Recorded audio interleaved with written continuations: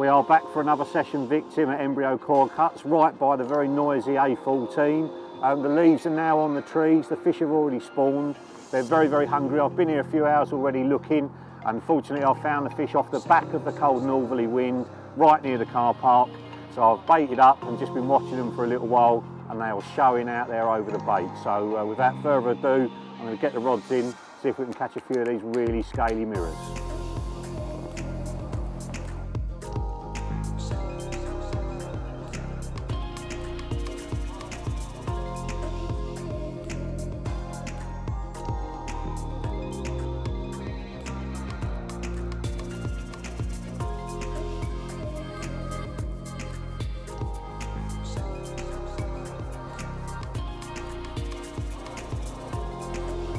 Yes, got him.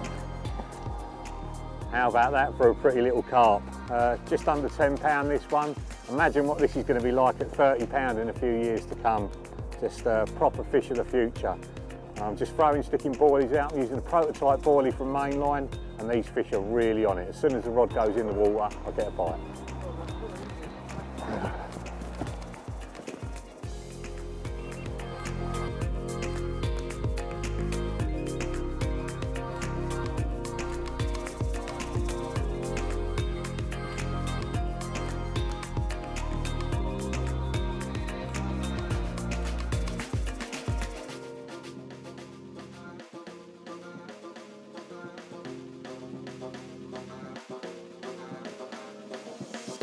Well, the rain has finally abated, and I'm in a bit of a predicament now. I've got two fishing nets and one on the other rod as well. And all these bites are all coming on Mainline pop-ups, the 14mm white cell ones with my old favourite Mystic Spice goo. And it's one of the least popular goos, Mystic Spice, but it's my absolute favourite. And it's what I caught on here in February when I came down on that last session victim.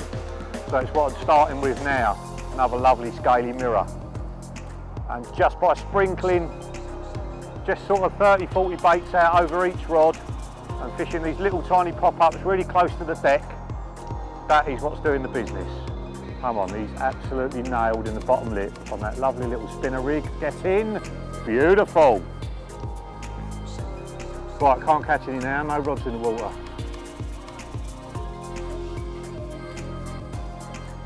Well, it's not the biggest carp I've ever caught, but it's probably one of the prettiest. Just over £11. Another one of the stockies from last winter.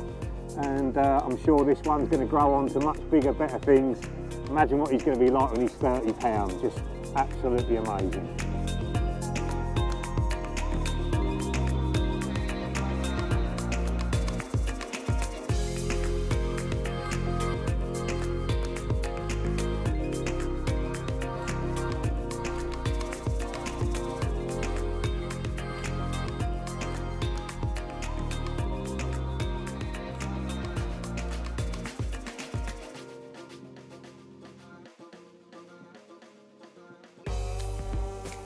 I've put on a different hook bait. This is a match the hatch, so it's matching what I'm feeding.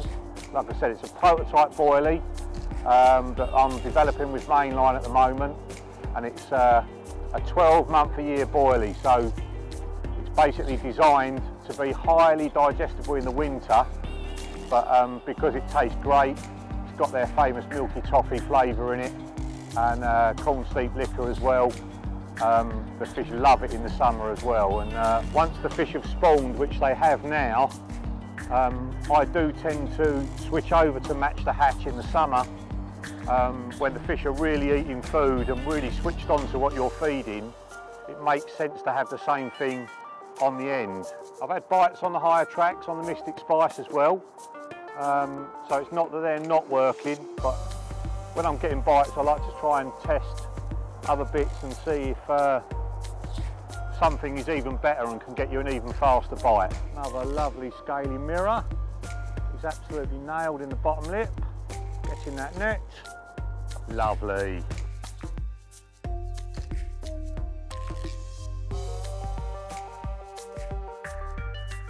Well, that's a bit better. This one, believe it or not, it's only a year older than those other ones, the 12-pounders. This one went 19. There's probably, I would say, 16, 17 pounds, something like that, but because it's full of eggs, it's due to spawn soon, it's up to just shy of that 20-pound barrier, and I'm sure come this autumn, this fish will be a 20-pounder. And look at it, what an amazing creature. Well, it's been another hectic day at Embryo Cawcutts. 12 bites, 10 landed, and I think one of my major edges in my fishing is always looking a lot before I choose a swim. And I got here first thing this morning, walked all the way round, didn't see fish where I expected to see them in the wind, in the teeth of the northerly wind, and eventually found them off the back of the wind, really close to the car park, fortunately, in pretty much the last swim I came to. I think a lot of people would have just plumped for the swim that they fished last time and caught fish out of. You know, it's very, very easy to do that. But finding them first is so important. Normally I'm fishing for a lot less fish in a much bigger lake, so location is even more important. But it just shows on places like this, you know, it is just as vital to success. Some of the other real edges in my fishing and things that I see very few other people do is fishing very short hook links. I'm fishing with a helicopter rig on a safe zone leader. I'm not dumping the lead, so I've got heli safe on, but I've got a little tiny collar inside that heli safe so the lead doesn't come off. There's hardly any weed here at Cawcutts at the moment, so there's no need to lose the lead. But basically the short hook link can slide up that safe zone leader on the cast, and whatever the lead goes into, it leaves the hook bait presented so the fish can get to it. So a very, very short, very stiff hook link. In this case, it's a prototype material called Boom, but I would use hybrid stiff in exactly the same situation, crimped at either end, and then a small pop-up fish really close to the deck. Not a great big garish thing, not a bright pink thing, you know, just like a dirty yellow sort of colour, or even a match the hatch. And one of my favourite size 4 curves, sharpened so it's absolutely razor sharp. And that set up with that little quick change swivel, what I call the spinner rig, is just absolutely deadly. So I see a lot of people fishing pop-ups, they're too high off the bottom, the pop-up's too big, the hook link's too long, and the difference between that and what I'm using is a massive difference. I'm fishing 15-pound touchdown, which has got less stretch than normal mono, so you'll notice I'm always feeling the lead hit the bottom.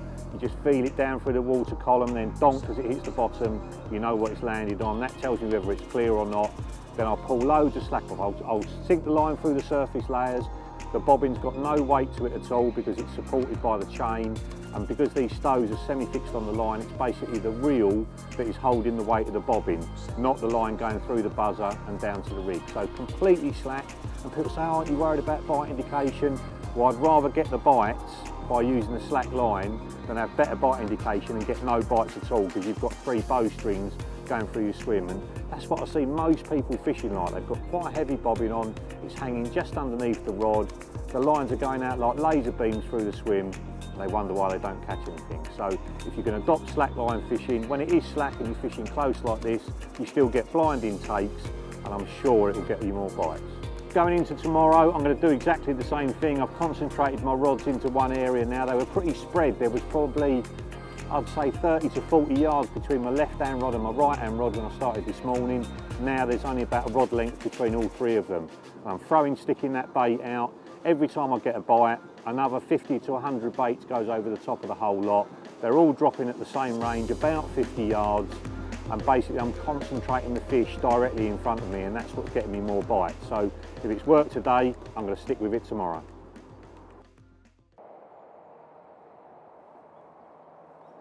Come on, in you come, in you come. Get in that net. Yes, wicked.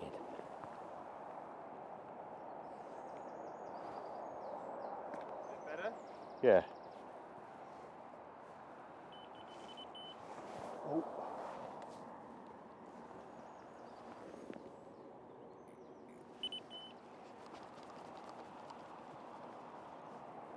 Bosh! Literally just got that one in the net and this one's away.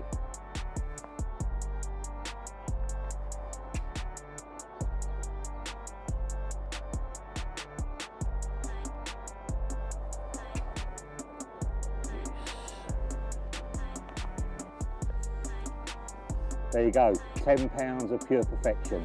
Let's get him back.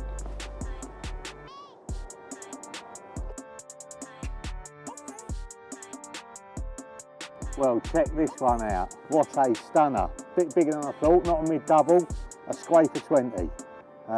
Just an awesome, awesome creature. Imagine this when it gets to 30 or 40 pounds. This is going to be some lake in the future, I'll tell you. Awesome, awesome. Let me go.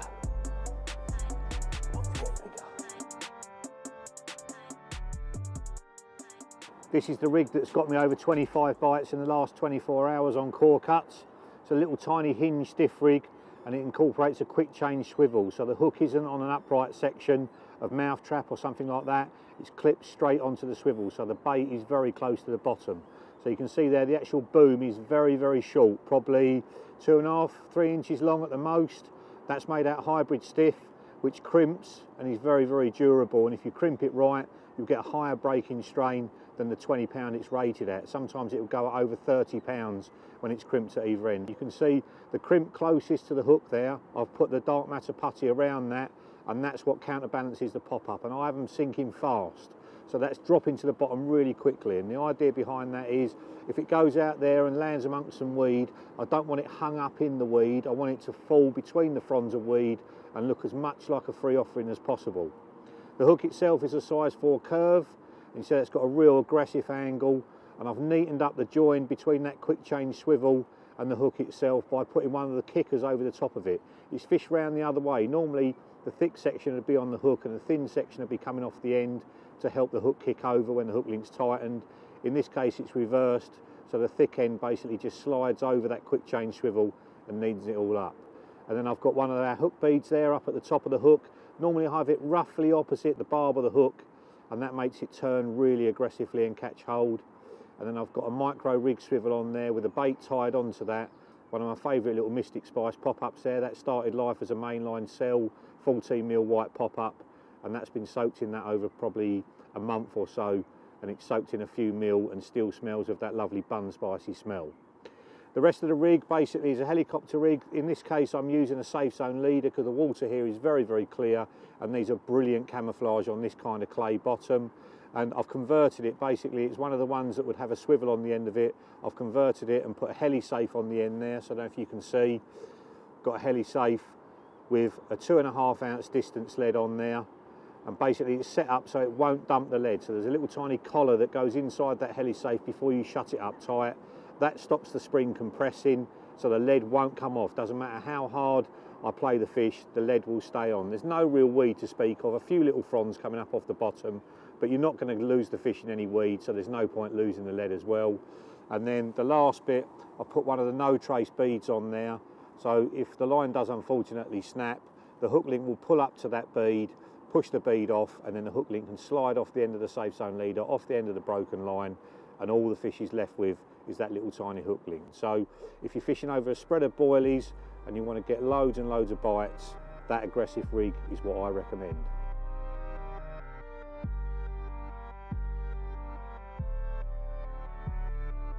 Lovely scaly Cawcutts mirror in the net, bosh. Well, how about that? The biggest one of the session so far, just over 22 pounds.